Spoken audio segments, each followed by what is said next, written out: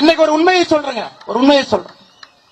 எதற்காக எனக்கும் அதிமுகவுடைய தலைவர்களுக்கும் சண்டை? இதெல்லாம் தனிப்பட்ட வாக்கியால் பிரச்சனையா? மேடையில் நிறைய தலைவர்கள் இருக்கிறாங்க, அதிமுகவோடு கூட்டணி வேண்டும் என்று சொல்லக்கூடிய தலைவர்கள். எனக்கும் அதிமுகவுக்கும் வாக்கியால் பிரச்சனையா?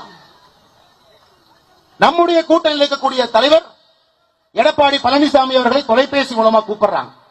2019 வாரணாசியில மோடி அவர்கள் வேட்புமனு தாக்கல் செய்ய போறாங்க. எல்லா முதலமைச்சர்களும் கூட்டணி கட்சியினுடைய முதலமைச்சர்களும் அங்க போறாங்க, நீங்களும் வாங்க நான் போலாம்.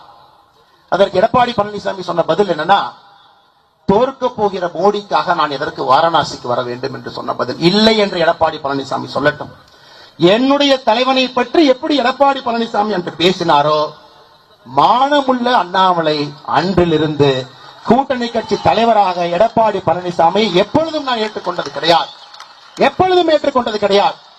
தவழ்வதை பற்றி, ஒருத்தருடைய காலை பிடிச்சு கட்சி ஆட்சிக்கு வர்றதை பற்றி, மக்களால் தேர்ந்தெடுக்கப்படாம மாசம் மாசம் எம்எல்ஏக்கு பணம் கொடுத்து முதல்வர் நாட்காலில் அமர்ந்திருக்கக்கூடிய எடப்பாடி பழனிசாமி, தயவு செஞ்சு இந்த விவசாயினுடைய மகன் அண்ணாமலைக்கு நீங்கள் பாடம் எடுக்க வேண்டாம்.